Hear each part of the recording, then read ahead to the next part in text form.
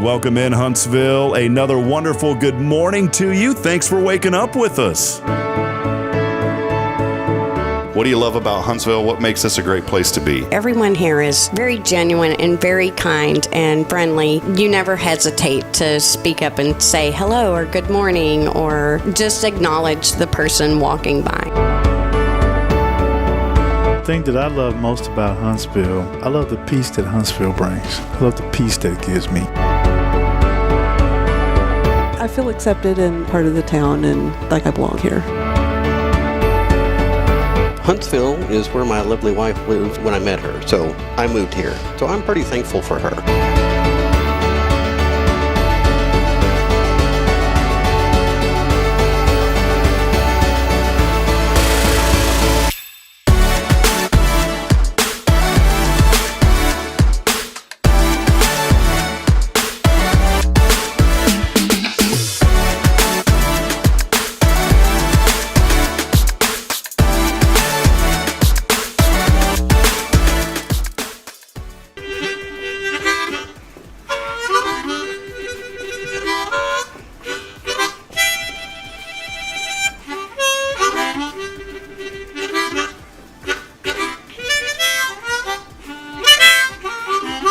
All right.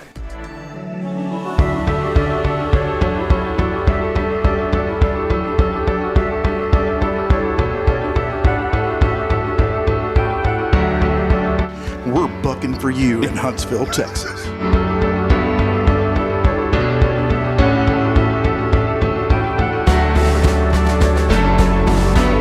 Hello, I'm Billy Cobbin, Sam Houston Memorial Funeral Home. Hey, it's Kay Boning with Tomorrow's Provost Montessori Schools. Good morning, Huntsville. Good morning. Hey, I'm Karen. I'm Toy. And I'm Denise. And from all of us at Walker County Federal Credit Union, good morning, Huntsville.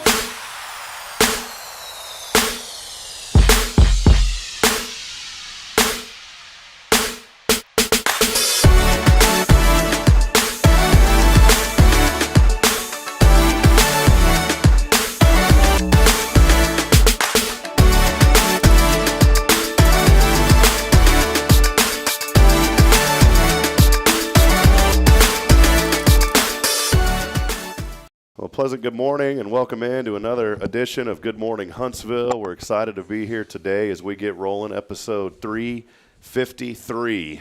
And Jason, I joke around, man. We're getting close to that 365 where I can put this on autopilot for a year and just take off. You know, you deserve it, Rob. You deserve it. That's the ultimate plan, you know. So Michelle over there shaking her head. She said, "No, sir, that will not work." So we want to welcome you in. A great show lined up today as we get started. Hey, do us a favor. A lot of you are engaging with us on social media, and we so appreciate that. If you're out there this morning, send us a comment. Let us know that you're there.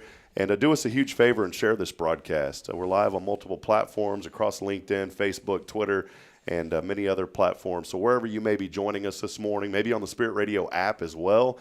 I know folks there hearing the audio, but just let us know that you're out there today and what you're up to today. You know, this show is all about encouraging and lifting up our community and those in it, and it's always a fun here on our Thankful Thursday with Pastor Jason Bay. Jason, we were talking just a few moments ago before we went on about, man, it has just been a lot going on this week. I was down in the Woodlands at a conference the past 2 days, and you know, we had a great service for a wonderful lady here at First. Maybe just kind of dig in this morning. Let us know what you've been up to, if you don't mind. It's been a crazy week. Well, the past couple of weeks, we've been so busy running here and there. I haven't even felt like I've seen you, just passing each other in the hallways or passing by the studio here. We did yesterday. We had a funeral service down in Houston and drove down there. Had a friend drive me down there, which was nice. And we've been just going every direction. Then last night we come back and we had a great service here last night for our Wednesday Night Live group. Record number of kids come in. Deborah was so excited. But when I hit the pillow last night about 8:30, I went to sleep and didn't get back up till this morning and came on in. So I haven't had a chance to look at hardly anything this morning or yesterday. But it's been a great couple of days. It's good to be busy. And I know you had taken the time to get out of town and go to a conference on media and things such as that. And tell me a little bit about that. Yeah, well, first I wanted to mention I apologize. Last night I got back yesterday. We bathed the kiddos, put them to sleep, and then I turned around and looked at Bridget and I said, I completely forgot about Wednesday Night Live. I'm glad you did. I forgot all about it last night. You needed a break. We did miss you though. Kim said, I don't know where the Bridget and Rob's kids were in the nursery. I didn't see them, and I was like, well, they probably needed. I know Rob's you've been so busy going everywhere. That's why there was a record number here yesterday, because we didn't show up. So if y'all would have showed up, we would have hit 50. Yeah, so, next week I won't be here as well. We'll see if the number increases even more. No, it was fun. We were down in the Woodlands. Pastor Kerry Shook down there, great family. Got to meet Kerry and his staff, and we just spent 2 days, man, just learning more about production, and it's really cool. There was a guy there named Dave Evans. Dave was the former producer at Fox Sports and Bally, and with the Dallas Mavericks, and he's actually on staff at a church now called Cottonwood up in Allen, Texas. And he was in that industry in the sports world for 30 something, almost 40 years. And it was kind of neat to see his path, and we were talking about that. And so there's a lot of things that he learned when he was on the production side at Fox Sports and kind of directing and being one of those executive directors over some of those programs. And he implemented a lot of strategies there at this church in Allen, and it's a fairly large church. But there's a lot of takeaways from that I'll definitely utilize here. But then other things, when we're producing events and doing cinematography and photos, I mean, I know like 0.005%. You think just a little bit, and then you go around these guys that have been in the industry for so long, and I mean, your head is just filled with information, and it was great to be around a lot of really awesome guys. One guy, we took 2 classes in cinematography, and it was really cool. One of the guys that was there is really big on documentaries and interviews. Oh, cool. And the lighting techniques that he used, I'd never seen before, something called bookshelf lighting. And what they do is they take basically 2 filters, bounce it off the wall, and it comes back, and it creates a very soft glow on the person you're interviewing. And one of the interviews he had was with the high school football coach at their church. And it was really neat to see this interview because he goes, a coach is supposed to look kind of tough, like, they're in charge, there's some authority there. He goes, man, when we hit this light on him, it made him look soft. And he said, we cannot do this. And he showed the technique of how to bring out just the characteristics and the quality of that set was so awesome, and to bring out the character of that coach for who he truly was, to be authentic.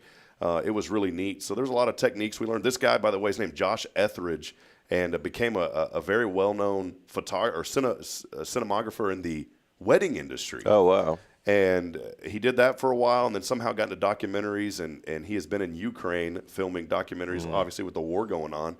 And he brought up some really interesting things that you would have never thought about. They have wireless mics on these guys that are out there, and they were with some of the guys serving in the Ukraine military. And he said, we have to think about another country intercepting these signals on this wireless. So we went with this company on the wireless transmission equipment so that Russia couldn't intercept these guys talking on these microphones. And I would have never thought about anything like that. So not only is this guy, very you just think of the talents that he has, and very artistic, but he also has the knowledge to know how to protect others in the middle of shooting video. I would have never thought about, hey, this wireless equipment, what if someone intercepts it? Yeah, really. So that's so cool. I think that I appreciate you because in your line of work, one of the things I think we all have to do in our line of work is continue to try to get better at what we're doing. And learning is a lifetime skill, to be able to realize, hey, you don't know it all. There's more to learn, and there's more that you can learn about making whatever you're doing better. We learned that, during COVID here at the church, not very many of us here knew a lot about live streaming, about putting our content out there. But I think every church realized the importance of media and the importance of being able to get the message outside the walls of your church, but not only get the message out, make sure the message is quality, because people will turn on.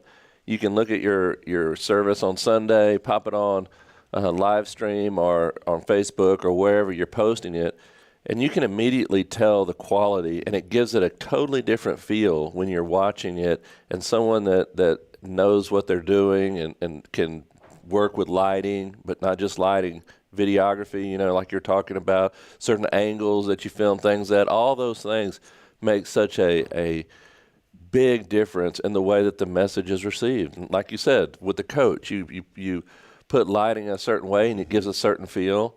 You change the lighting up and it gives it a totally different feel. It's amazing how important those little elements are in that field, but it's in every field. To be able to say, I want to get better. That's why I think these conferences and stuff like this is so important. I love going to them too. I don't get a chance to go to them, but you have to make room to go to them because there's always more to learn in your field. And when you come back from those, I remember going to pastors' conferences and things like that. You come back and you're so excited. You got all these things that in your mind. It's so important to unpack those things and say, okay, man, how can I apply this and put this to work in what I'm doing today? And so I'm thankful that you got a chance to go to that. And not only that you're going to take what you've learned and apply it. I think a lot of, I joke around saying my getting to know Jesus days, I went to some of those conferences and one of them was in Vegas and it was, you go to learn stuff, but then this whole other world comes in on you. You learned a lot. you learned a lot, yeah. So, now to say sometimes those conferences are a lot of fun though, and met a lot of good people there as well, but we had several back in my day when I had the IT business. We went down with a couple of our vendors, and those were pretty fun though. You learned a lot, and things that I even learned there that I took away. And working in the car industry, I think I said this on the show the other day, Jason. Maybe this is the inspiration this morning that every day we try to find something that we can inspire people with. And I want to encourage you today that every person that you meet in life.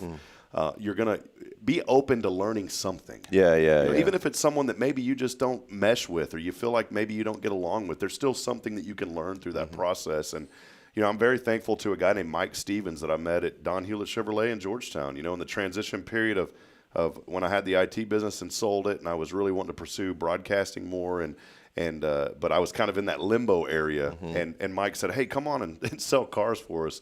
And I said, man, I'm not going to sell cars. That's just not my thing. And he was the public address announcer in Georgetown, been there for many, many years after a great guy named Dennis Salman. And Mike had been there, and they called him Malibu Mike. He knew everything about the Chevy Malibu. In fact, won awards from Chevy Corporate for knowing everything about the Malibu, man, back in the day. But Mike taught me a lot about sales. And the one biggest thing that I learned from him, and he told me he just recently retired from Hewlett after so many years now, but he had told me, he said, sell the appointment, don't sell the car. And that stuck with me. When you get on the phone, so many salespeople try to sell a product right away. What you're trying to do is sell the appointment to get to meet them in person. There's power when people meet in person. Yeah.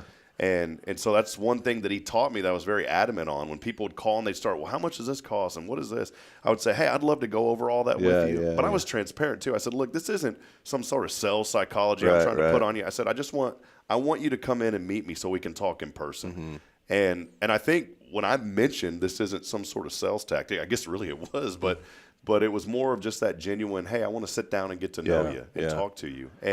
And that was one thing that Mike had taught me. And I still use that even today, not even just in the sales world, but just when you meet people, sell the appointment, meet people, get to know them where they're at. And maybe that's where you're at this morning. There's somebody in your life that you just need to sit down and talk to. And, this whole thing now we're still, I hate to sit here and say and ramble on the same horn, but we're coming off of 3 years still coming out of COVID. There's still a lot of industries that are reemerging now. There's been a lot of positives from that. You talk about live streaming, but there's also been some negatives, and the negatives are we've gotten away from meeting people in person. Just a couple days ago, the new Amazon CEO said, hey, it's time for our employees to get back to work in office. A lot of them are working from home, so they've now required them to start coming back into the office. Yeah, there's something about just being in the presence of somebody and being able to share and body language and just talking to somebody is so important face to face. And same way with church. And Paul said, "Don't forsake meeting together." And I think that there's a great value in that. But like what you said about learning, I was thinking about how there's something we can learn from everybody. And raising kids, I think that is that's a vital lesson that you'll learn to Can I teach your joke? kids. Can I joke and say you probably don't like this, but can I joke and say you've had 10 opportunities to learn, Jason? Well, what I was going to say is, the kids all are in different sports, and you know, and you'll go through this when they get involved in different things. But the moment that you become unteachable is the moment you stop learning, and the moment you stop getting better. I always tell my kids that, because there's something you can learn. Sports has such a correlation to life, you know, just the things you learn working with a team, working the joy of victory and the agony of defeat, as they say, you know, all that's a learning process. And the moment that you stop learning, the moment you stop getting better. And I teach my kids that all the time, because they get frustrated with the coach, or they get frustrated with their teammates, or they get frustrated with anything. No, be humble. Be willing to learn from the moment, and you'll get better. You'll get better from it. And I think that's like you said, the kind of the motivational moment this morning is be willing to be teachable. Be willing to learn something new every day, and from somebody new. You know, learning that process and just the agony of defeat. 27 years in the running now with the Dallas Cowboys. I'm still. Did you watch that game? No, I turned it off. Maybe 28. Turned it off halfway through. But I won my fantasy the other day by 0.16 points. It was crazy, but yeah, I was asking. I had the opportunity to meet Babe Luffenberg a few years ago. Oh, yeah. He's the analyst with Brad Yeah. Sham. Great guys, and I just asked Babe one time. I said, "Man, how do you do it?" He goes, "I'm just passionate, my friend. I'm just passionate, you know, about what he does." So one day, Jason, we'll be back to that glory field. It's going to happen. I think so. Well, hey, we got a great show lined up today. We want to welcome you in. We have a wonderful guest we'll formally introduce here in just a few moments. As we get started, though, big shout out to Paul Oley, the gallery. Paul, we love you, man. Appreciate you, Paul Oley, the gallery, for all of your custom framing and photography. Go see my good friend Paul Oley at the gallery. Also, our friend Elliot Herzlich of Elliot's Jewelers, and online at elliotsjewelers.com. Elliot has been so instrumental in this community, giving back to so many organizations. We talked a lot about CASA, our friends from CASA of Walker, San Jacinto, and Trinity counties. But, man, Elliot has been so gracious, donated 20 of these beautiful diamond necklaces, also a pair of matching diamond earrings. And we have these right now as a benefit for Care Center Huntsville. Jackie Barham and the staff there do such a wonderful job helping women who are trying to navigate that life of pregnancy and having the baby. You know what Elliot said? I want to be a part of this. I want to help them out. And so for a suggested donation of only $100, you know, we had someone give more. But if today maybe you've been in the doghouse and you said, you know what, I need to buy my significant, I need to get her some diamonds. Right here, we've got them, diamond earrings, a diamond pendant, suggested donation of $100. And these are retailed, but there's a tag on these. These are retailed at $319. Golly. So we've got 20 of these. They are locked up in a safe in a hidden location here, you know, down the street. Who knows, Jason, where they're at. But we've got them. Great. And great opportunity to give back. Opportunity. Every dime goes to Care Center. Great value. And like you said, man, a great opportunity to help out a great organization in our community. All right. Well, hey, we're going to take our first break. We do have a very special guest here joining us. Of course, our Thankful Thursday is always brought to you here by First Baptist. Our first guest that we're going to have on this morning is someone that is over 4 decades of committed excellence to a program. And when we talked earlier about, you know, just of winning, this is someone who has championed winning, not only on the field but off the field as well. We're excited to have our good friend joining us here in just a few moments, Athletic Director at Sam Houston State University, Bobby Williams, has been a friend to many in this community, and we're excited to talk to him. So we'll have Bobby on here in just a few minutes. Staying kind of aligned with that sports theme, our friend Joe Reed over at Advancement Office has hooked us up with some more tickets to give away, and we've got 2 seatback tickets also. Maybe you don't have the championship socks or the championship football from whenever Sam Houston defeated SDSU. Well, Joe has hooked us up with some items, and we're going to include that as a prize pack. And all you've got to do is text in the keyword CATS, K-A-T-S, on the 0 Degree Creations phone and text line to 936-339-0139. Again, that number is 936-339-0139. 0139, and we're going to hook somebody up at the end of this week. So if you've been texting in all week, you can text in once per day, and your chance to win. By the way, we're looking forward to that, Jason. So, we'll hook somebody up with that Cats. today.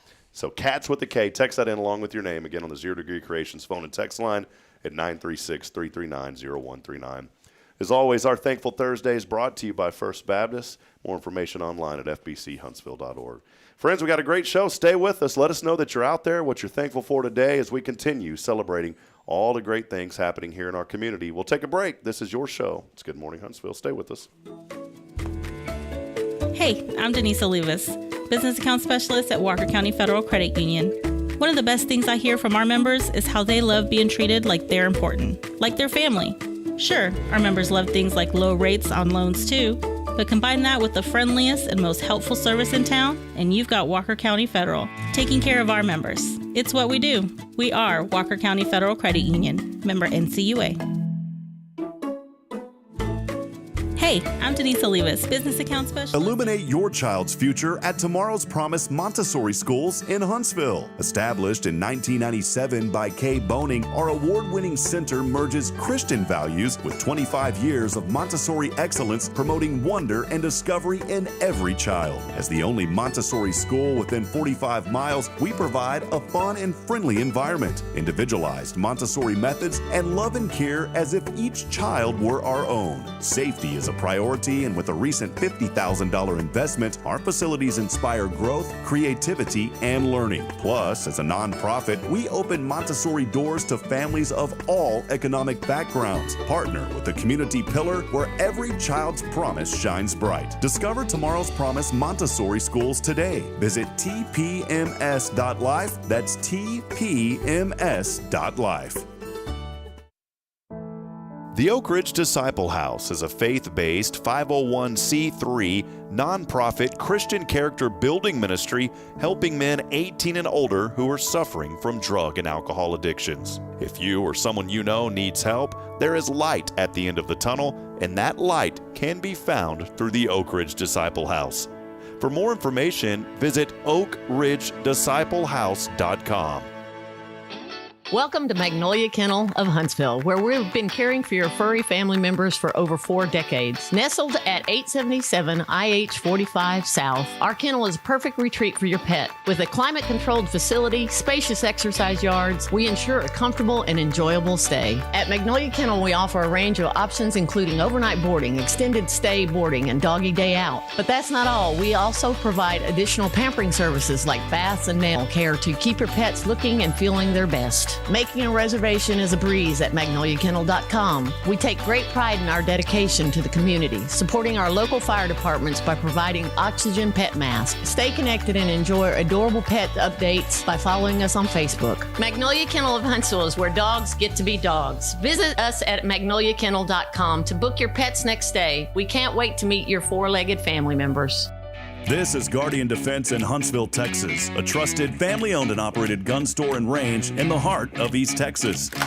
Guardian Defense is your one-stop destination for Texas LTC, NRA basic pistol and rifle courses, pistol refresher training, as well as a wide selection of quality firearms and ammunition. At Guardian Defense, empowerment is within reach through their Texas DPS-approved license to carry classes. Certified instructors will guide you through every facet of firearm safety, conflict resolution, and the pertinent legal aspects. Book now to become proficient and responsible in handling a firearm with complete confidence. For the eager learners, the fundamentals of pistol and rifle usage await discovery in their comprehensive 8-hour NRA basic courses. You're invited to connect with Guardian Defense on Facebook and Instagram, or give them a call at 936-293-0364. You can also visit them online at guardiandefensellc.com. Guardian Defense, your reliable partner in mastering firearm safety and acquiring quality firearms in the heart of Texas.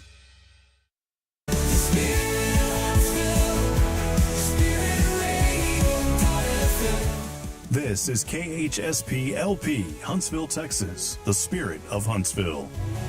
Support for SpiritRadio.fm comes from loyal listeners just like you. Want to help spread the good news across Huntsville and beyond? Underwriting opportunities are available for loyal listeners, businesses, and nonprofits. Visit SpiritRadio.fm and tap Donate today.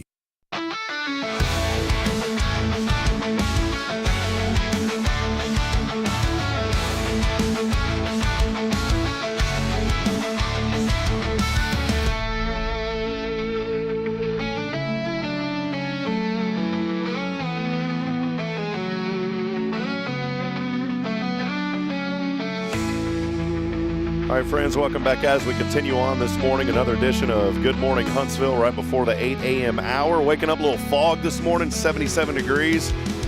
Jason, how about that 100% humidity? Boy, isn't it nice? You know, I love it. A little 100%, so you may want to take a butter knife out as you walk to the front door this morning. It's going to get up into the mid-90s here later today, but we've got sunny skies. Things will remain a little bit warm, and we'll have a major cool down over the weekend. How about the low 90s? We'll call that a major cool down here. We're excited to be back on with you this morning. Hey, a lot of comments are coming in this morning. Continue to let us know that you're out there as we celebrate all things good happening here in our community and throughout Huntsville, Texas. We don't have our special, we always have this special prize that we bring to guests, and I just haven't moved it over yet from our old studio. The good news is we don't have to put in the call to TDCJ, but we had a little horn that we usually announce people with. Bobby, I'm so sorry. We do not have the horn for you today, but welcome in, Bobby Williams. Bet. Good to see you as always. Good to see you. You're talking about humidity. I had to turn the AC off in my truck because the windows were fogging up as I was driving in. And then if you keep it on the whole way in, the wipers are going, right? So, well, Bobby is the athletic director at Sam Houston State University, entering his 43rd year. Boy, you talk about just a legacy of success. And Bobby, one thing that I've always admired about you, it's not just on the field, it's the things that you do off the field. And we're going to talk a lot about that today. Wanted to highlight your success and the great things. And I think it's going to be an inspiration. We always lift people up on the show and encourage them. And I think today is going to be a really inspirational moment for some folks out there when they hear your story and kind of your journey. Kind of leading into that, let us know a little bit about the Bobby Williams story. I know you played some ball down at Rice along with your dad, but let us know a little bit about the journey, Bobby. Yeah, I was always destined, I think, to be in athletics just because of my dad. And my mom was very supportive as well of that, being a wonderful coach's wife. And she worked at Dow Chemical for a long time. But, my dad played on the last Cotton Bowl team at Rice in 1957. So I grew up, I even, when we played Rice a couple of weeks ago, I had a picture that was in my parents' house. It was the A&M game in 1957. A&M was number one. Rice was, I think, about seventh. Rice beat them that day 7-6. And it's a picture of my dad and the defense of Rice, and offense and defense are coming together. But you can see Rice Stadium's packed, and you can see the A&M sideline on the visitor side. And you enlarge it, and it's got Bear Bryant. Bear Bryant standing on the sideline. So that's what I grew up, seeing and hearing about. Of course, then I had the opportunity to go to Rice and play football there. Earned a scholarship, walked on. Coach Auburn, my coach, was a teammate of my dad's at Rice. And so it was kind of that part of it was a great experience for me. What I always tell people is they don't realize that I came to Sam Houston right out of high school. And I've told this at alumni events as well, that I came to Sam Houston, tried to come out for the football team, didn't give me the time of day. Then I stayed here 2 years and did not have a very good experience here at Sam. And so I was able, with Coach Auburn, get me to come walk on and get me in school, so to speak, and had a great experience there. But I joked that the last place I ever wanted to come back to was Sam Houston or Huntsville, because I'd go up to Dallas and I'd drive through College Station because that's how bad of an experience I had. Well, next thing I know, I stayed and got my master's at Rice.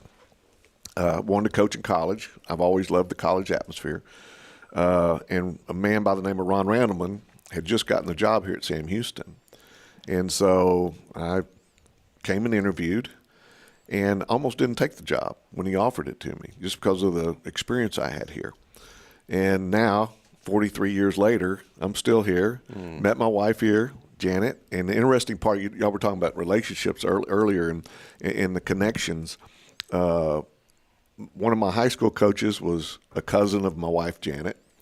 The head baseball coach at that time, Doug Osborne, was at Rice, was her cousin. Her uncle was really close friends with two of my Rice coaches, and also played with them at McMurray under Grant Taft. So, I knew Coach Taft and that type of thing through my dad. But I remember meeting Janet here, and then we started dating. I go to a family reunion. I walk in, and all those guys are there, and they go, "What are you doing here?" But, her side of the family has 11 degrees from here, including our two daughters, Audrey and Alex. And, I always tell student athletes and anybody that will listen, you never know when you come into a situation where you think it's the worst experience you've ever had and it's just not for you, how that could turn around and turn into 43 years of unbelievable blessings. And so that's a pretty cool story from my perspective. Yeah. Just because, I know how I was. I wanted to be here about 3 years and get out of here. And it's just been so great to work with the coaches, the presidents, the faculty, the student athletes that I've been blessed to be a part of.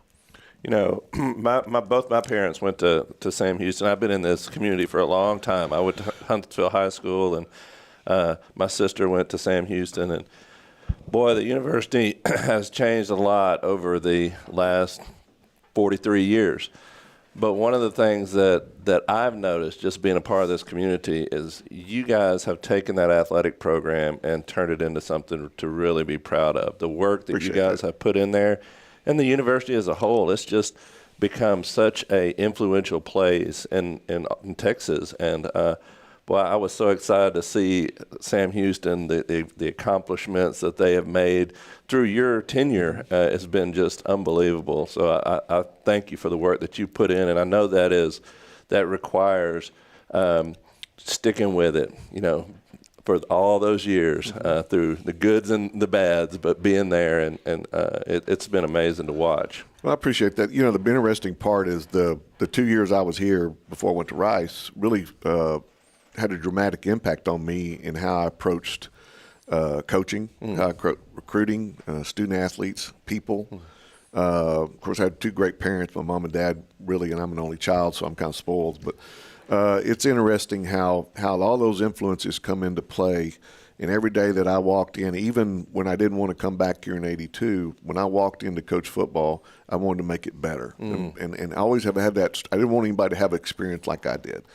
And so that's the way it went. And then I'm very blessed with Ron Randleman, who was, I coached football for 10 years with him, and then moved into administration. And then in '97, I actually became his supervisor, so to speak, because I was the AD and he was still head football coach. So we've had an unbelievable relationship. But the interesting part about the success, I learned a lot from him, how he moved it. A lot of people don't remember this, but in '82 we were Division II. And then he began the move to Division I. And he's taken us through the move from Division II to Division I, and then basically 3 different conferences. Because we were in the Lone Star Conference, and then he moved to the Gulf Star, and then the Southland. And my career as AD has kind of paralleled that a little bit. We were in the Southland for such a long time. Then I was part of us moving to the Western Athletic Conference, and then the Conference USA opportunity came. And to move us from FCS to FBS, that was always kind of a dream, because the longer I was here and the environment here at Sam Houston, that I finally got to see how good the university was and how there was so much potential here. I wanted us, with our success, to be dominant wherever we were playing at. And we were fortunate to win all those all-sports trophies and play at the high level nationally. In football and some other sports. But the key thing is that move to FBS changed who we are and how we view ourselves. I always kind of thought that would be the great part about that, and a lot of people didn't see that potential. But I'm glad we did, and I'm glad we moved forward. I think the biggest opportunity for us right now is when we moved back in the '80s with Coach Randleman, we moved athletically, but the university wasn't really ready and didn't support us in that. So we had some tough years. Now that's not the case. With the last 4 presidents that we've had that I've been able to work for as AD, each one of them have helped us move and take that step forward. And Dr. White's done a great job with that. She's been very, very supportive. And I even told her when Conference USA came in, she said, what's your recommendation? I said, well, it's not really my recommendation. You have to see where this move fits with your vision of the university. And it did. She embraced that part of it. And I also said we can't be on an island athletically. We've got to have the university support. And you see what she's doing with university advancement, IMC, just everything involved, from the support of the university and how everybody's embraced this move. And that's going to be the most important thing for us so that we can be successful. Bobby, I wanted to highlight, I didn't want to skim over this. I wanted to highlight this because you mentioned something so critical, and I love how, you give Coach Randleman credit. In fact, when I came back, I ran into him at rodeo. We had a quick conversation over there while he was eating. But this is, I want folks to hear this. I mean, you at the whenever you were coming out of high school, it was NAIA, but then your involvement from a staff standpoint, Division II, Division I, FCS, Division I, FBS. Bobby, I know you're a very humble man, but I don't know of many athletic directors that have been part of a program that has moved through all those transitions. And I think there's a lot to be said about that. And I think that just shows a lot of tremendous progress from you, your staff, the leadership, those above you, and those that work below you as well. Maybe highlight briefly just some of those challenges and how you get the buy-in, because I know when I first came here, I was talking to some alumni, and they were like, yeah, we didn't think that Division II was a good move back then, but now we see it. I hear that a lot. Yeah. So how does the buy-in work? I mean, it's obviously winning always helps, but there's so much more to it than that. Well, you got to have great people around you, and I know that sounds so cliche and everybody says it, but this is true. Somebody like Chris Thompson, we've been working together for a long time.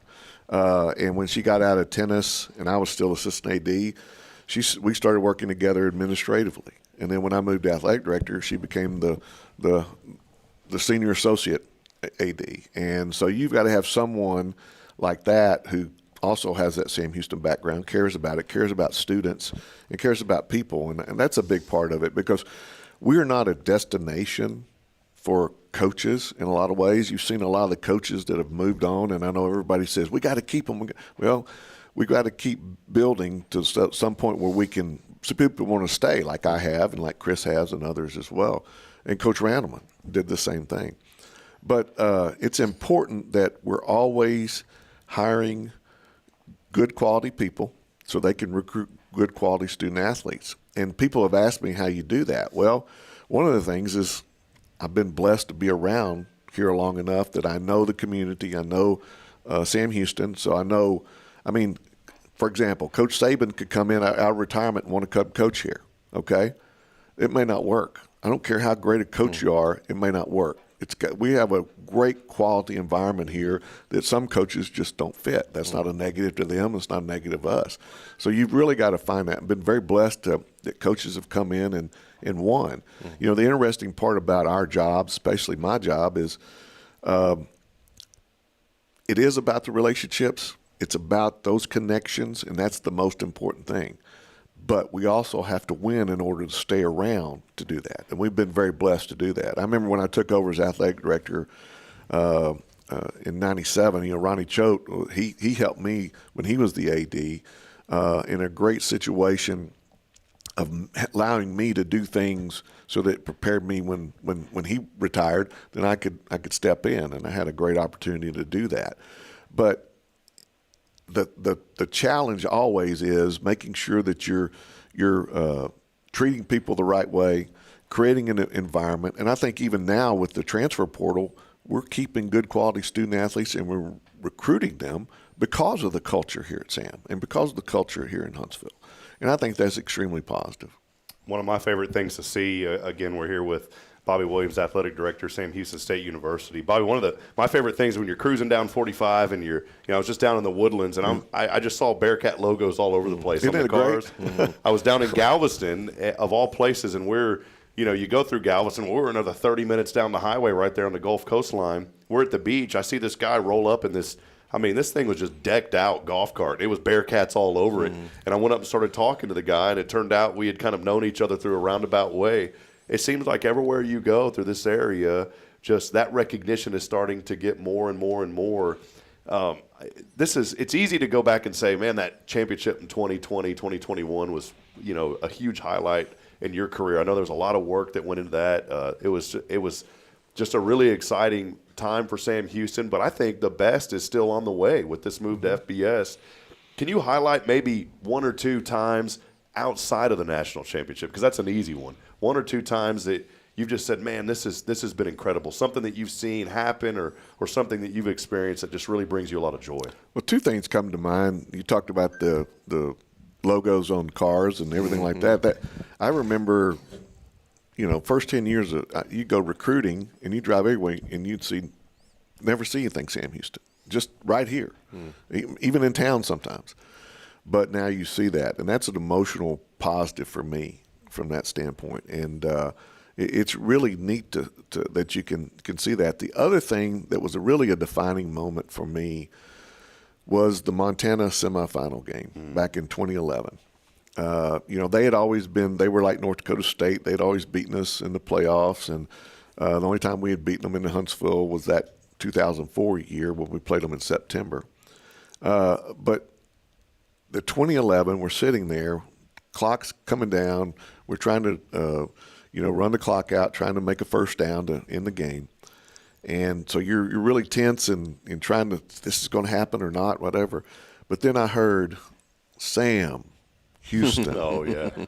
And that was the first time that had ever happened at a game, because I'd seen all the games for the last, how many years. But I had tears in my eyes because number one, we're going to the championship game, finally. The other thing is our fans were embracing that environment. And, the stadium was packed. It was unbelievable. And now, we go to Florida State for the regional in baseball, and they're doing it in Tallahassee.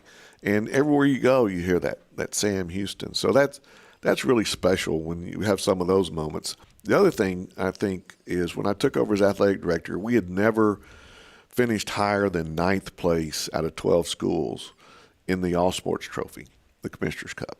And that was the first thing I said we had to do. And I had some people telling me, well, what's that? They really didn't see the point of it. Well, the point was to get everybody, all of our 17 sports, competing, encouraging each other, and trying to be successful. And it took us 7 years to do it. And I remember I always give Tom Waddell a hard time when he was at the item. At year 7 that summer, he said, well, Bobby Williams promised Commissioner's Cups, but it's year 7. Well, luckily, we won it that year, and then we won 12 or 20, whatever it is, and we won more than anybody. So I always give him credit for lighting the fire, so to speak. But we've known each other forever, so it's just a really good relationship. And so it's kind of fun to do that. And when we won it, then when we finally won the national championship, I remember I had a couple of local friends that said, now we get the Commissioner's Cup. Because they were the ones that were highly vocal. That doesn't make any difference. No, but it did, because we were encouraging. Other sports kept stepping up.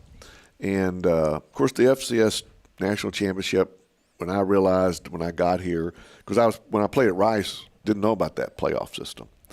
But then coaching in it and then competing in it and wanting to do it, that was pretty special for me from that perspective. It was just really neat to win it. Coach Keeler, they did such a great job because we didn't even have a locker room at that time. And, it's just it's the pandemic and everything, that playing 17 sports in one spring. Yeah, wow. It was crazy. But to win that was really very, very, emotional and positive for me.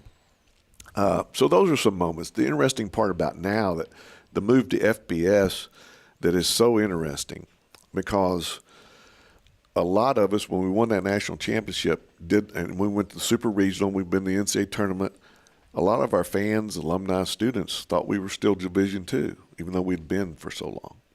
But the move to FBS has changed that. And people now, I think, even with us being 2-1 now, and the Rice winning 3 of the last 4 last year, I'm starting to hear the same thing you mentioned is, oh, wow, yeah, we can do this. Yeah, that's right. That's right. Now I get it. And I think we're receiving more visibility. Heck, we're in EA Sports now, where if we were in FCS, we wouldn't be. Sure, yeah. So those are some of the positives, that trying to convince people every day, even on your staff, even student and athletes, not only the community, but everybody in that aspect, of why this is important, why are we trying to do this. And even though we don't have the funding right now, or some things, the facilities, that's going to come. and how we keep moving forward. So that's my biggest challenge in everything that I've always tried to do. And I've been very fortunate that the four presidents I work for have been very supportive of that. And so, Bobby, I got to ask you, did you buy a PlayStation 5 and get Madden? You know, no, the I had my NCAA? I had that little PSP. I had that back in the day. So I'm gonna have to get it. I guess when I retire, I have a little bit more time, so I'll be able to play some of that. I think this would make great video to have Bobby Williams playing. What is it, Dynasty mode or whatever, something like that? We need to get you on there with some of the players, head to head, so that'd be kind of fun.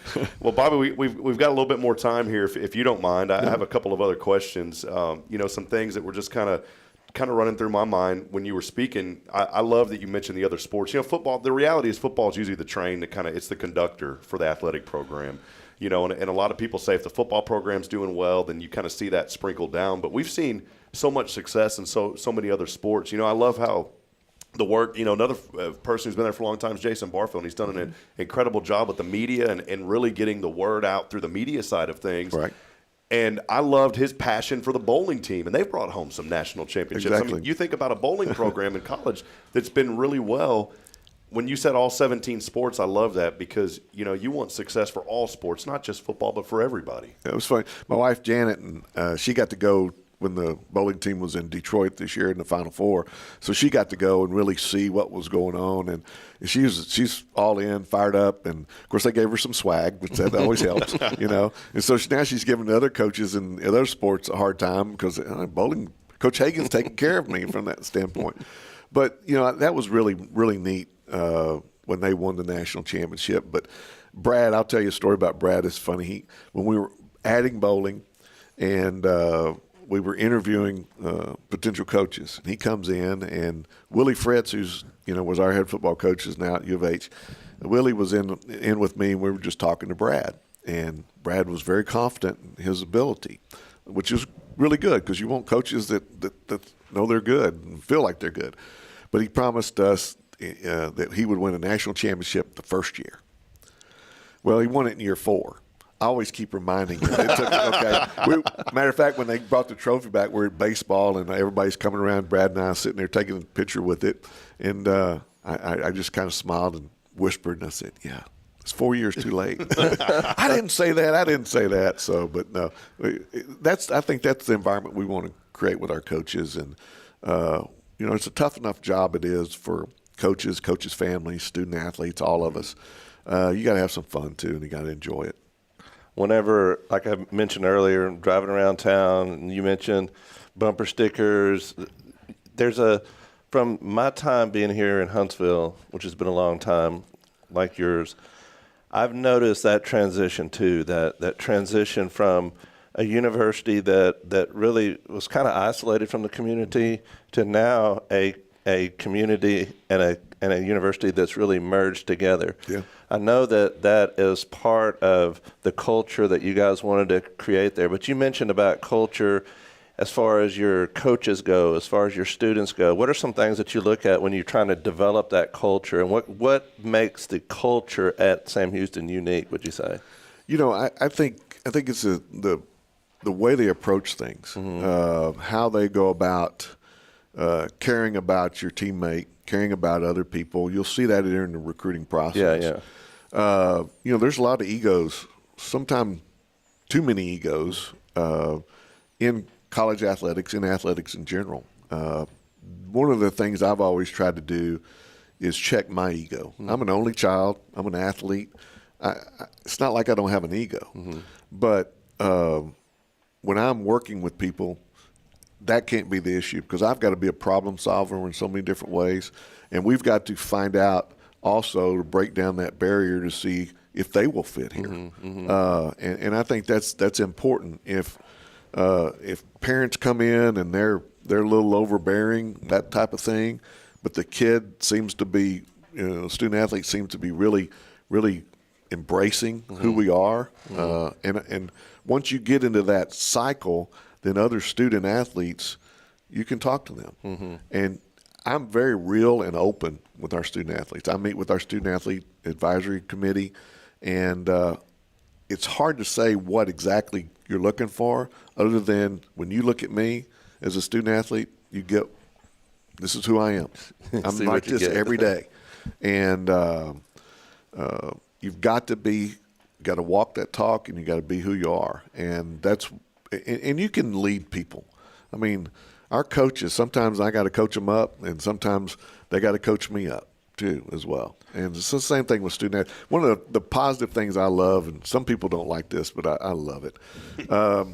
Student athletes, when I walk in because I'm in the locker room, I'm in the dugout, I'm on the sideline, and I want them to know that I care and that how much this place means to me. And I tell them my experience here, and so try to make that real from that perspective. But I can walk down the hallway, or I can be at a game, and the players will go, Bobby! You know, and the first time it happened, it really happened in a locker room after a game, and we were all doing this, and they went, Bobby! So I just kind of laughed. But then it became, now it's kind of like every student athlete that comes through here, especially the new ones, go, you call him Bobby? You know? I said, that's cool, man, let's go. And then it just becomes so natural. And that makes you feel good. Yeah. I mean, that's the kind of environment that you can't just say, I'm going to write a book about, and what are you looking for?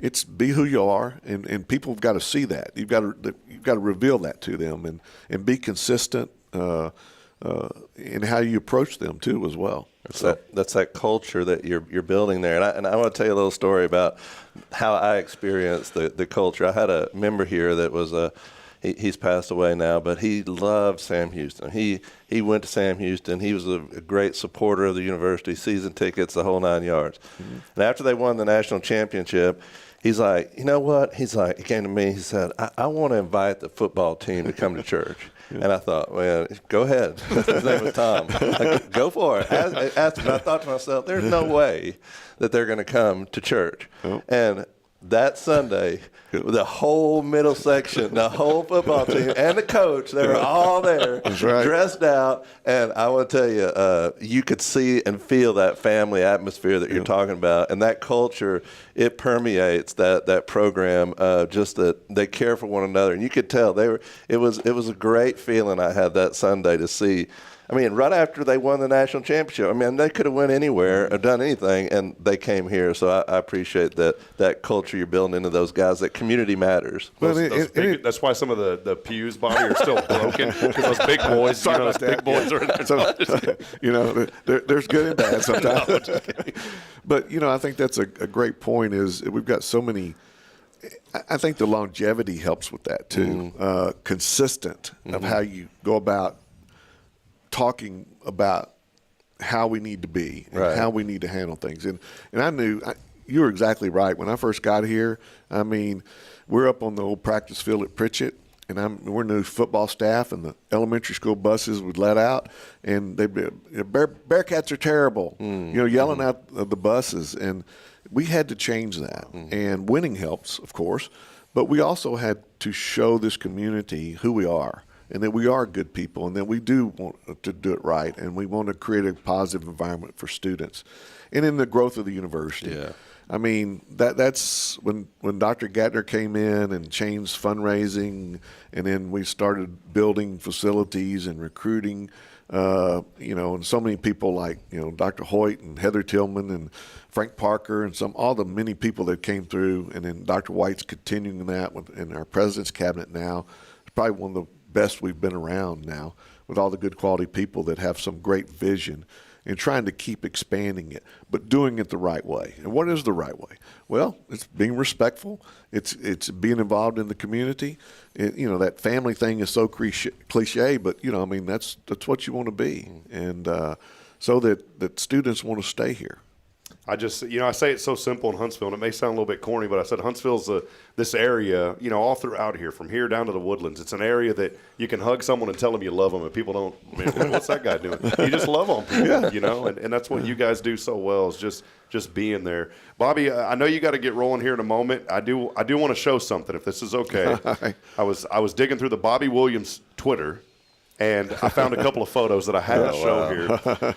I believe is that an Ife right there? Yeah, that's at the Piney Woods game. So walk us through this. This is Coach. This is Bobby Williams. Were they going Bobby on the sideline there? Well, Ife, and I've been blessed with a lot of student athletes in every sport, having some of those moments that you get close to, and I always seem to be in the right spot for when he scores or something, and we always embrace and that type of thing. Of course, I got mad at him at the Rice game because he made such a great catch, and I'm standing there. Next thing you know, he's all over here doing his new whatever. And so I told him, I said, don't big time me like that anymore. Okay, we can't have that happen.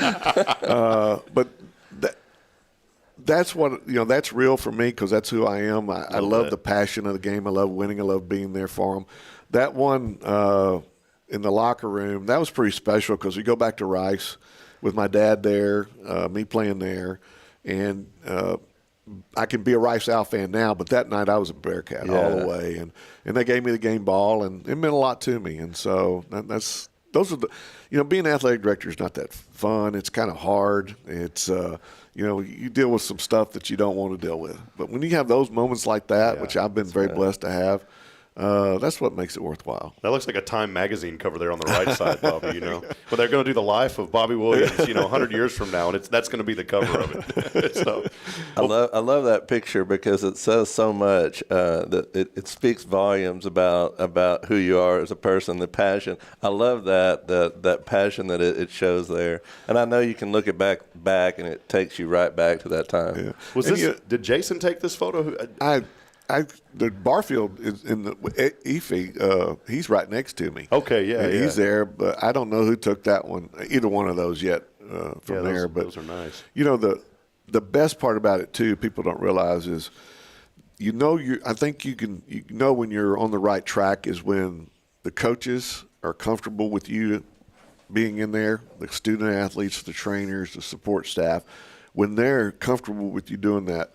That tells you a lot that you're on the right track as a leader, I think. And I'm very blessed that they allow me to do it. I know when sometimes I get a new coach comes in, they're like, what's the AD doing down here? What's he checking on me? No, I'm here to support. We want to win and we want to be successful, but we want to do it the right way. Right, Bobby, I've enjoyed it today. I did have one last thing. We go back, and this year, 2-1 now in the football program, just off to a wonderful start, get that huge win. Versus Rice, and then you go a couple of games. Houston, boy, what a great turnout, and I know that you guys are working on the logistics for that. But I was talking to somebody, and I said, what an incredible sight on this past Saturday night. I'm up here. I had to MC an event. I would have been at the game if I didn't have to MC that event. I'm enjoying just being a fan now. My buddy Ed Wanta when I go, and it's just cool to sit there and be there. But I had to MC an event. I come back here to church. I was working on a project. I look out the window and I see the drone show, and I said, man, this is incredible. That was pretty cool. Maybe mention that crowd and just how, from an athletic director standpoint, that's just got to be such an incredible sense of accomplishment, seeing all of these folks come together. And on top of that, a huge win versus a really good team out of Hawaii. I've seen because I've been in Bowers longer than anybody. So I've seen all the games at Bowers. The Alcorn State game, the ABC, we played on ABC with Steve McNair. That's the largest, biggest event that we've had at that stadium. The Hornets had another one against Waco. They opened up, I believe, in 91, and that game was unbelievable too as well. Then the Montana game in 2011. But the other night, that was a little different in so many different ways. In 11, we were trying to figure it out. I think everybody was trying to figure out who we were and trying to get the national championship. The Alcorn State game, that was about Steve McNair because he was up for the Heisman. That wasn't really about us. And the Hornet game, they were ranked number one, and that was a community type thing. It wasn't really something that Sam Houston had been able to experience. That the other night was. I mean, the energy that our fans brought, and we've had some other good events like that, but that was a different environment. I apologize. So sorry that we couldn't get people in the stands. Well, we had some logistic problems, especially with all of the new entities that are involved. But we're going to get better and keep doing that. But the fans, you couldn't even tell. I mean, they were still energized and still enjoying things. And that was very rewarding and appreciated that everybody embraced that. It was cool being here at the church and being outside, and I could hear the fans. And, man, I wasn't even at the game. I was like, "Go Bearcats!" And, like, I'm sitting there staring at the corner of a building yelling for the Bearcats. Well, that's another thing. Used to, I'd walk in my office, and even Coach Randleman did when he was at Pritchett. If we had big crowds, people were calling about the noise. At Bowers, the PA, the noise, the music, everything. I didn't get any calls this week. That's great. We're evolving and moving forward. That's awesome. Well, Bobby, appreciate you so much. You bet, thank you. Thank you Good for all seeing that you, you Good to see do. you, bet. Bobby Williams with us today. Appreciate your friendship and all that you do for the university, for this community, and for so many young people's lives. I think that's the most important. You think about the young people, and not only on the field, but these young people are going on to excel in so many areas, and that's thanks to the leadership of our president, Dr. White, and, of course, Bobby Williams over athletics. Just so many great things. Folks, if you haven't, go to gobearcats.com, get your tickets, and come out and support these Cats. It's been an exciting time, and I always say this, and I believe this, that we're only limited by what is in between. My dad always said, you're only limited what's in between these two things, your ears, and that's your brain. And so I think positive, good things are on the way, and I always believe this, that the best is on the horizon. That's right. So come on out and be a part of it. Again, we appreciate Bobby, and we'll have to have you back on sometime. That's great. We'll step aside. We'll take a break. We do have that prize pack, by the way, and it includes some tickets to the game this Saturday versus New Mexico State. All you got to do is text in the keyword CATS. It's KATS on the 0 Degree Creations phone and text line. We got a prize pack coming your way. Text that in to 936-339-0139. We'll step aside, take a break. Jason may have some news you can use, and we got a few other things as we wrap it up here in just a few moments. Stay with us. It's your show as we continue here on a Thankful Thursday brought to you by First Baptist.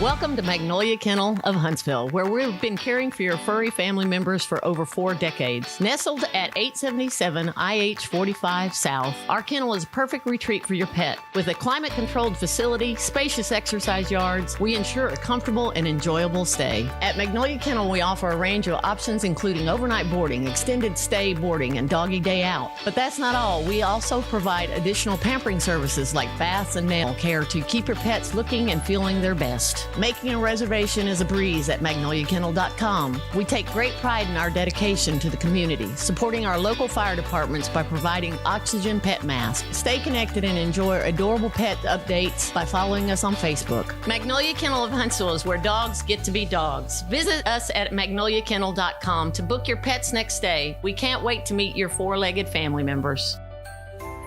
So, what's inside the mysterious little box? Whoa, what box? Oh, that box over there. You went to Elliot. Wait, don't open it yet. Oh, and yes, I went to see Elliot's Jewelers just a couple of days ago. Inside the box, is it golden? Well, I was a little concerned about the price of gold because it's high, but Elliot really helped me find something beautiful and monetarily agreeable. Oh, well, hey, can I open it now? Please? Whoa, just a little longer. You have to at least wait until Christmas Day. Oh, well, I can do that. Elliot's Jewelers. Fine jewelry and engravable gifts. Schedule your appointment at elliotsjewelers.com. That's ELLIOTTS Jewelers.com. Make sure there's something extra special inside the mysterious little box you give this season. Hey, I'm Denise Olivas, Business Account Specialist at Walker County Federal Credit Union, and our business is helping you take care of your business. In addition to personal accounts, Walker County Federal Credit Union also offers business accounts and business lending for commercial customers. We're devoted to taking care of the needs of our individual members and helping our business members with their financial success too. Call us today and find out how easy it is to work with Walker County Federal Credit Union. Member NCUA. Hi, I'm Billy Cawthon, manager of Sam Houston Memorial Funeral Home. We know times of loss are tough, and you need a place to feel comfortable and cared for. At Sam Houston Memorial Funeral Home, we pride ourselves on being with you during those really tough days. You can rest assured that we will be on your side and by your side every step of the way. Thank you for your trust. Sam Houston Memorial Funeral Home, supporting families every day, every step. Illuminate your child's future at Tomorrow's Promise Montessori Schools in Huntsville. Established in 1997 by Kay Boning, our award-winning center merges Christian values with 25 years of Montessori excellence, promoting wonder and discovery in every child. As the only Montessori school within 45 miles, we provide a fun and friendly environment, individualized Montessori methods, and love and care as if each child were our own. Safety is a priority, and with a recent $50,000 investment, our facilities inspire growth, creativity, and learning. Plus, as a nonprofit, we open Montessori doors to families of all economic backgrounds. Partner with the community pillar where every child's promise shines bright. Discover Tomorrow's Promise Montessori Schools today. Visit tpms.life. That's tpms.life.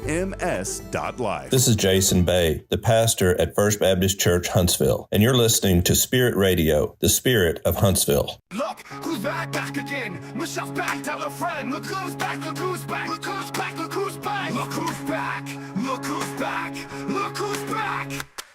Yo, guess who's rolling in? She's back from summer break. Michelle's at SHU, you know she's wide awake. An intern now, working hard, but she still got jokes. With the lead crew, she's leading all the folks.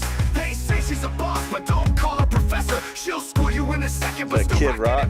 Yeah, here we go. Guess who's back, Jason? I love it. I love it. Michelle's back. She's actually here hanging out in the studio with us today. So you can tell she's back because the quality of the show has just skyrocketed. Yeah. I mean, look who we had on today. Yeah, this is great. She's actually behind the scenes. She's the one that gets people on the show. Hey, way to go. Props. Yeah, we'll just give, we'll give credit where it's not due all the time. No, I'm just kidding, Michelle. Well, Jason, we got it's one of my favorite segments here as we wind down in a few moments. News you can use, and I didn't want you to explain this one to me anymore during the break because we were just talking, and then out of nowhere, somebody hits this out into like left center. Yeah. And let us know about the news. I don't know if you can use, but it's some good news. Yeah, well, I mentioned to you, I said, well, I don't have much today because, it's been such a busy week. And we've had so much going on. I haven't even had a chance to look at some articles and see what's going on in the media. But I did catch this one, Rob.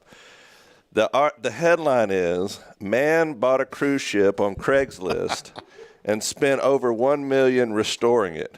Then his dream sank. What kind of That's pretty good. What kind of cruise ship was this? Well, it's a 293-foot vessel, and it was built in 1955, I think I read in here. And he brought it back to California, and he bought it on Craigslist, and he had it towed to California.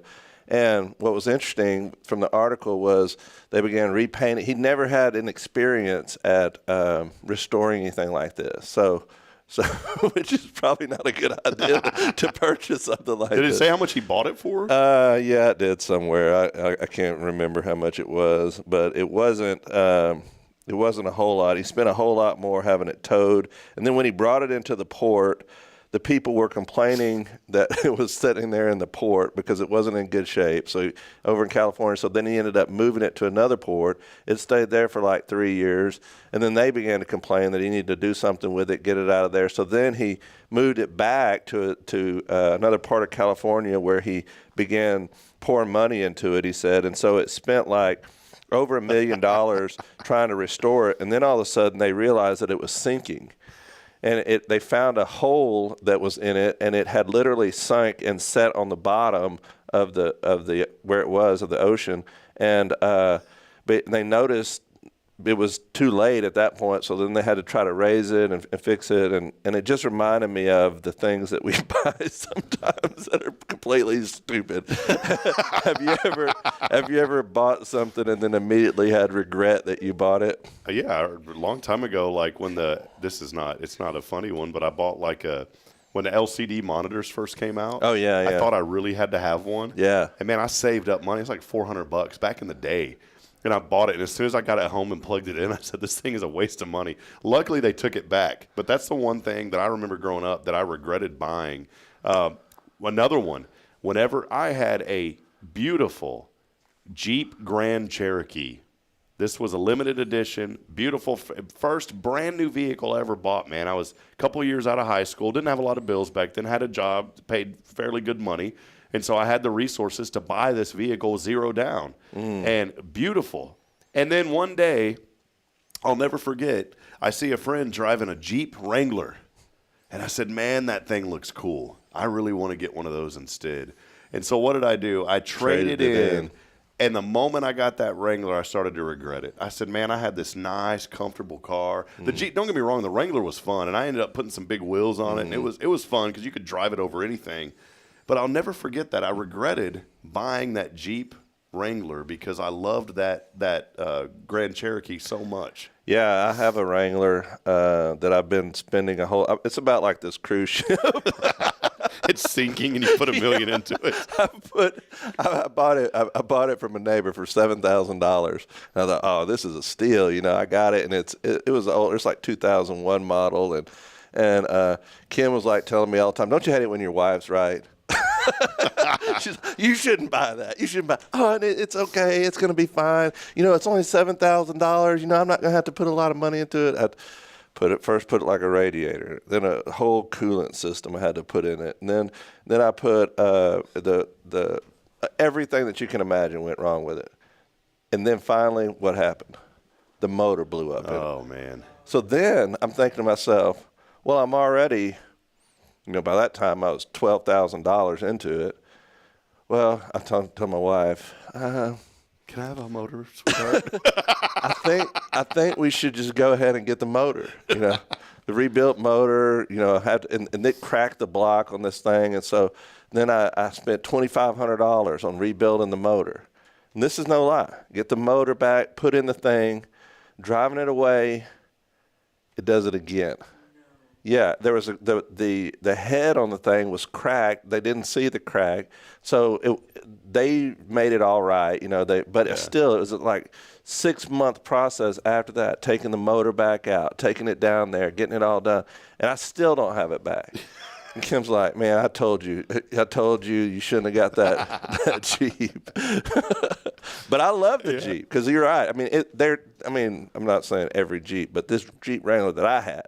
It's terrible to drive, but I love to drive it because you're driving like 55 miles an hour down the road, tops off, and you feel like you're going 80 because everything's shaking. Well, I took the doors off of mine, so I had the doors. I took all the bolts out, so literally, if at a moment's notice I want to take the door off, I just lifted it off and I'd set it to the side.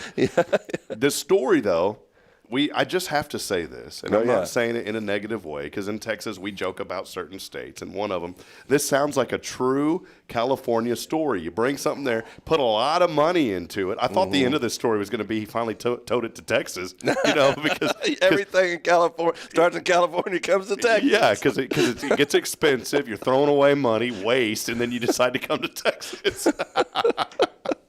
That's right, definitely. But so if you see a cruise ship on Craigslist, don't buy it. Don't buy it.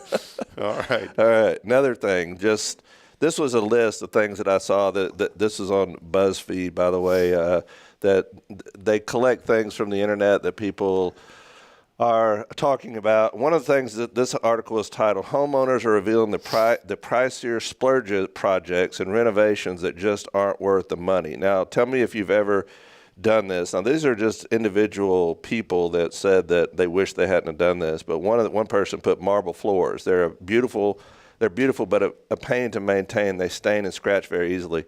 We put in our bathroom, I bought like a vanity for our bathroom, and I had like a marble top on it.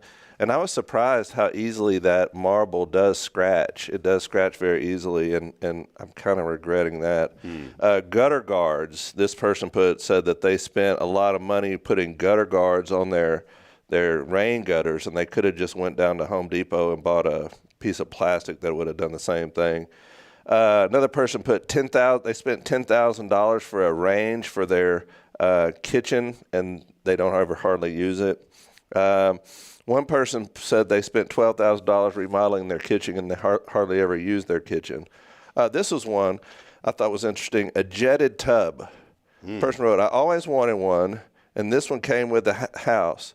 It's nice to relax in, but when I have to clean the jets, which takes a while, and then see the gunk that comes out of the jets, rust, mildew, and the remnants from the last bath, I usually decide to take a shower instead. I bought one of these, by the way. We bought a jetted tub I thought when we built our little house, we put one in. I thought this would be great. And it is. They look nasty all the time. It's hard to clean those jets. You'd think that it would be a great thing, but it is a pain. Do you have something in your house, Rob, that y'all put in that you realize, man, I wish I hadn't have done that? Not at our house now, because the funds are pretty limited. I do have one. It wasn't my fault. A tree fell on my house. I wish that tree wouldn't have came into my house. No, not really. I think about my old house though, and some things that I'd put in. I'd built this back. Well, that's the problem. I tore out the deck on my back on the back of my house, and I decided that I was going to build a porch back there on my own pier and beam. And so I researched how to do all this, and I forget the terminology, but like a floor truss, I put that in. I put concrete. I mean, I did all this on my own. Used lag bolts to bolt this to the side of the house so it wouldn't come off the concrete. And then once I started building it, Jason, I said, instead of like this screened-in porch, I'm just going to turn this into a room. Yeah. And so I literally built this entire room. It was pretty big too. We're talking like 20 by 20, so 400 square foot little back room. Built this room. I put the pitch on the roof. It was coming right off the existing roof. I wasn't very good with the roof part, so I did have a guy come in and flash it and shingle it, but it had a really nice vaulted ceiling. I did the electricity, did it all myself, man. Here's the problem, though. I never finished it. And so I never put the siding on the outside, never put the sheetrock on the inside. And then dogs started living back there. And with dogs what starts happening. So it just turned into this, Bridget called it my hoarding room. And it was so embarrassing that we had to put that rosin paper that you get at Home Depot, the red paper that you lay down. We had to tape paper on the back of the French doors that I put in so you couldn't even see in that room. That's how horrible it was. And it sat like that for about 10 years. Yeah. When I sold the house, this guy, this real estate investor bought my house. They flipped that house, jacked up the price like 180 on the house. I was like, man, I wish I would have had the money to fix it up. That room turned out to be the most beautiful room. Oh, really? Wow. And I met the guy that owns the house now. He actually gave me a tour, and I said, my goodness, this is everything. He said, that is the most favorite room because I put windows all on it, and the guy behind me owns 13 acres, and there's deer that run back there. He said, man, this is my little oasis back here, and I wish that I would have had the money to do that. See, there, you started it. But they finished it. You started it. So you get story of my life. I start and I don't finish. Oh, no. Come on, Rob. Come on, Rob. But it is finished one day when I get up to heaven. That's right. And the last thing I want to share with you comes from People Magazine. And the title of this is Mom Left Speechless After 2-Year-Old Son's Back-to-School Pictures Come Home. Now, this is that time of year where if it's not happened already, it will begin happening where you begin getting those packets from the school about, hey, these people are coming to take your kid's picture. And some of these people are great photographers, and some of them are amateurs, let me say, just to put it nicely. But I love this picture. It says one boy's back-to-school photos didn't turn out quite as his mom had envisioned. When her 2-year-old son came home from preschool, she was surprised to see him sitting with a pouty expression, hood up, and holding a Spider-Man figure. Take a look at this, Rob, and you can show it to the audience. Hold on. It was awesome. Wait, take a picture right of it. Let me see if I can was going to fire try to this send up. it to you, but I'm not good as technology. Boy, he's not happy with that Spider-Man Yeah, either. I know it, man. It's awesome, though. I love it. Let's see if this Rob's phone. There we go. Yeah, there you go. Check it out. See there? Boy, he is not happy, is he? It's so cute. I love it. I couldn't get over that. I laughed and laughed at that picture because I've had some very similar come home, and you know what's funny? Anybody can get a good picture, but one of these pictures like this, these are the ones you end up keeping. That's the one that's on your living room when you walk in, yeah. Because you never forget those. They're so great. But those back-to-school pictures, even if they're not perfect, be sure to save them because you'll look back and say, remember this? Well, that is some news and some information you can use, brought to you by Jason Bay. That's right. Couple of final things. I just received a message. I got to go run it. My wife isn't feeling good, so I've got to go take the kids to school today. I want to wrap this up. A couple of things. On this day, 1796, George Washington's farewell address was published without the zip code, of course. Those hadn't been invented yet, but he did ask that all of his mail be forwarded there, by the way. It's really cool this day. There's been a lot of things relating back to the early foundations of our government here on this day. 1849 was the first commercial laundry that began in Oakland, California. Can you believe that? 1849? Laundry. It was also where the first laundry dancing TV show was filmed, Dancing with the Starch. So dumb. Rob. These are so bad. Are you going to step in here and stop this? On this date in 1883, New Zealand became the first country that gave women the right to vote. Man, that's just, you think about that. Go back to that, you know. Dang, that is. It was just kind of thinking about that. You know, you think about women's rights and how much this country has advanced, which is so important, things that really needed to be taken care of. Today, nasty. It's National Butterscotch Pudding Day. That stuff is nasty. Do you like that? No. That stuff is garbage. As my friend Nathan would say, it's just garbage. It's National Professionals Day. Definitely not my day. You know, I don't know about that. Oh, all this new information you're gathering with the lights and stuff. Come on, Rob, you're this close. It's National Talk Like a Pirate Day today. All right, for the rest of the day. And also National Voter Registration Day. So if you haven't registered, get out there and register. Jimmy Fallon turning 50 today. That's kind of crazy to think about. Trisha Yearwood, Miss Garth Brooks, of course, turned 60 today. Is that what she goes by? Yeah. Miss Garth Brooks. Miss Garth Brooks. Trisha Yearwood, Miss Garth Brooks. A couple of other ones here. Talk Like a Pirate Day. Words like arg and mighty or bloke really didn't fit in today's everyday lingo. So if you could on Sunday, can you go, arr, mateys, welcome into the service? Well, if it would have fallen on that day, I would have definitely done it. But since today is National Pirates Day or Talk Like a Pirate's Day, not Sunday, I won't be able to do it. 48. Here's the impossible question today, Jason. I don't know if you're guilty of this, but 48% of women say that they do not like this. In fact, they hate this when their man does this in their home. What do you think it is? I can. Any ideas? A whole lot of things, but 48% of women say they just don't like this when their guy does this in the house. Do not do this in the house. I don't know, Rob. Michelle, any ideas? Any ideas? Michelle, yeah, she's our resident expert on what women think. Yeah, come on. This is why you're here, Michelle. There's so many different things. See there, that's what I said. Yeah. The list is endless. This is just one of many. The answer is drinking straight from a carton, jug, or bottle out of the fridge. Oh, that's gross. So, yeah. Did you know the average person uses a plastic baggie how many times a year, Jason? How many times a year? 365. 140. Asparagus, the number one food we hated as kids, and now we love it. I can relate to that. I did not like it. Now I love asparagus. Back in 2000, we talked on the phone on average almost half a dozen times a day. Now it's just about twice a day, although I feel like my phone rings all the time. Well, I think that's misleading because maybe talk on the phone, yes, but text communication by phone, which, I mean, like that goes back to what we talked about at the very beginning. People just don't talk to each other anymore. And that's so important, I think. Communication is desperately lacking, especially among the younger generation. I look at my kids, and they know how to text to one another, but they sure don't know how to talk to one another.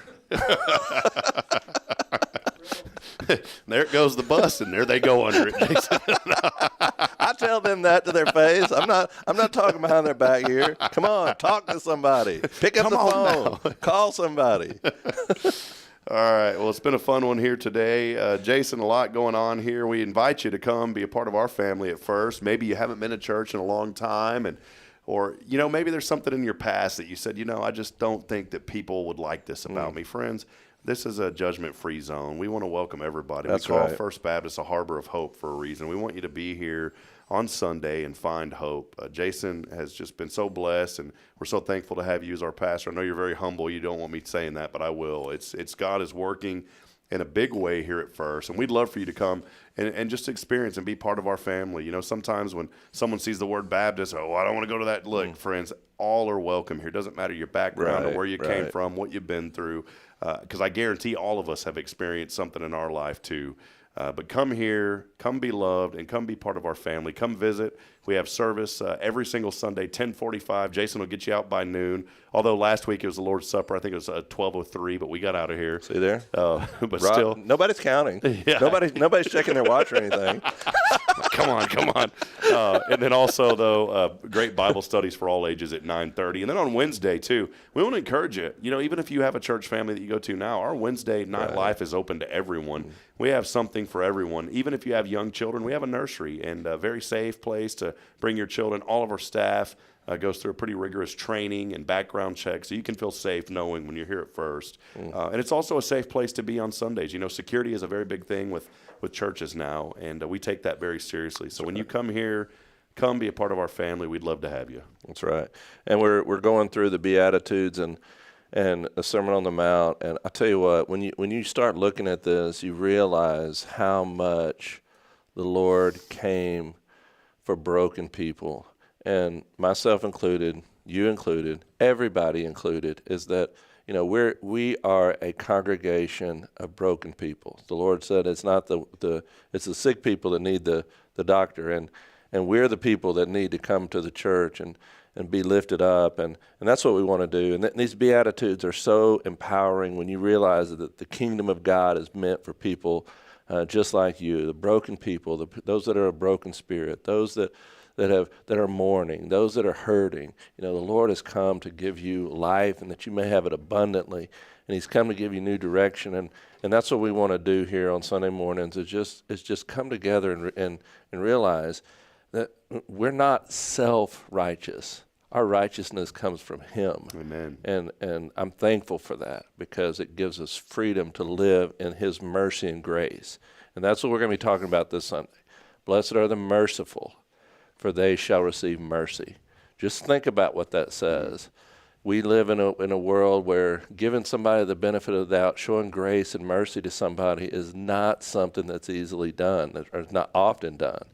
But the Lord is saying, as we show mercy to others, we will be shown that type of mercy. Amen. Should really open our eyes to how we treat other people. Well, that's a good word, man. Well, Jason, appreciate you. And appreciate all of you. Thanks for engaging. Fun interview today with Bobby Williams. Absolutely. And we will be back at it tomorrow to close out the week. Our friend Billy Cawthon here from Sam Houston Memorial Funeral Home. Billy's the last one that'll ever let you down, Jason. So, he'll be here with us tomorrow. And we're looking forward to having that show. Hey, we love you, Huntsville. Thanks for being a part of it. If you're going back and watching this later, do us a favor even now. You can share this broadcast even after the fact. So we just want to say thank you so much as we continue to inspire and uplift our community. For Jason Bay, I'm Rob Hipp, reminding you every single day, friends, and please don't let this gloss over, that we're not strong enough alone to make it on our own. We need each other. Please provide a word of encouragement, lend a hand of support. Somebody, friends, out there needs you today. We'll see you back at it tomorrow morning with Billy here on Good Morning Huntsville at 7:30. Until then, friends, have a wonderful and blessed day. Thanks, Jason. God bless you.